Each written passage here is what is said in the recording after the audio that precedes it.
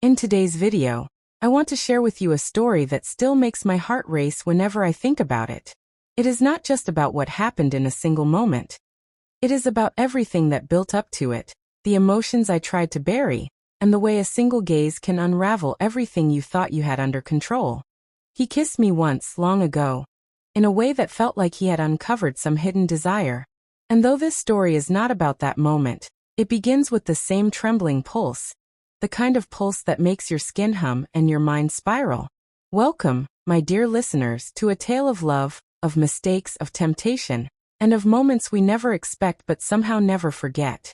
Before we begin, don't forget to like this video, share your thoughts in the comments, and subscribe to stay updated with our latest stories. Your support means everything, and I truly hope this journey pulls you in as deeply as it once pulled me. Now, let us step into the silence of that night. I had just stepped out of the shower. Steam still curled around the bathroom like lazy smoke, clinging to the mirror, blurring my own reflection as though I were both present and absent at once. The house was wrapped in stillness, every room asleep, every hallway cloaked in its own kind of darkness. I reached for the towel. An old one, frayed at the edges, familiar in its roughness. I pulled it close but didn't wrap it around me right away. The water still glistened on my skin, catching faint reflections of the hallway light. And that's when I noticed it. A shadow.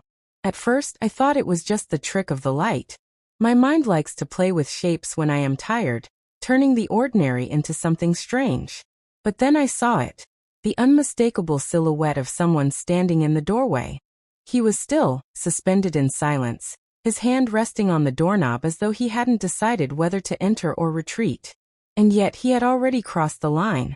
It was Lucas, my daughter's fiancé, the one who once called me ma'am with polite nervousness, the one who smiled with the kind of warmth that could light up a room, the one who should have been anywhere else but there, watching me in my most unguarded state.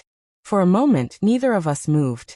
My breath caught in my throat, my body betraying me as a wave of heat spread through my chest. His gaze lingered, not wild, not crude, but steady, almost reverent. And though my mind screamed at me to grab the towel, to cover myself, to end this before it could even begin, my hands remained frozen. 3 seconds. Maybe 4. Then, as if the weight of what had just happened finally struck him, he shut the door. The sound echoed, a sharp thud that seemed to rattle through my bones. His footsteps retreated quickly down the hallway, swallowed by the shadows. I stood there, trembling, clutching the towel at last against my chest. My heart was beating too fast. My thoughts were a storm I couldn't quiet. I should have. That night, lying in bed, I could not sleep. The world outside my window was quiet. The hum of distant traffic, the rustle of leaves. My husband snored softly down the hallway. But inside me, there was no peace. Every time I closed my eyes, I saw Lucas in that doorway. His face, caught between shock and something else he didn't say out loud. His eyes, hesitant, uncertain, but unwilling to look away until the very last moment. And worse, I felt it. The echo of his gaze. The way it had traced over me without ever touching. It stayed with me like an invisible mark. I pressed my legs together, trying to fight the flutter of excitement, the pulse I didn't want to acknowledge. This was wrong. I knew it. He was my daughter's future husband. A man who was supposed to be family. And yet, the memory of those seconds looped in my mind until it felt endless. By morning, I expected the world to reset itself. I expected to see him at breakfast, sitting across the table, smiling politely like nothing had happened. But when I walked into the kitchen, there he was, silent, tense, staring at his coffee. My daughter sat beside him, laughing at something on her phone, oblivious to the electricity that crackled silently between us. He didn't look at me. I didn't look at him. And yet every nerve in my body was aware of his presence. Here we expand with backstory, reflection, and drawn-out suspense to push the narrative length, while exploring their dynamic in detail. We cover the narrator's loneliness in her marriage, her relationship with her daughter, the closeness and distance that coexist, Lucas's gradual presence in the household, his charm, how easily he fit in, how her daughter adored him, the subtle looks and silences exchanged after the encounter, moments of awkward tension that go unnoticed by everyone else. A long stretches of inner dialogue where she questions whether it was an accident, whether he felt something too, or whether she imagined it. This part will be the psychological core of the script.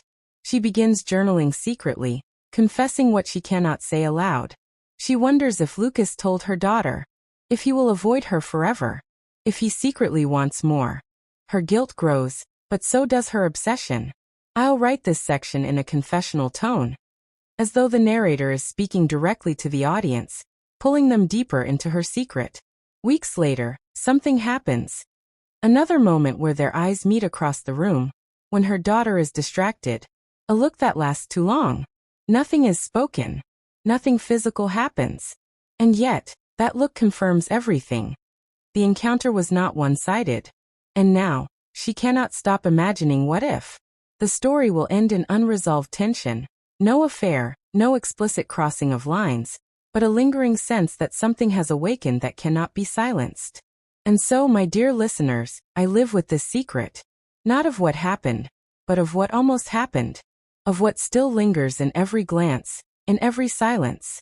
And sometimes I wonder, is it better that nothing happened? Or worse,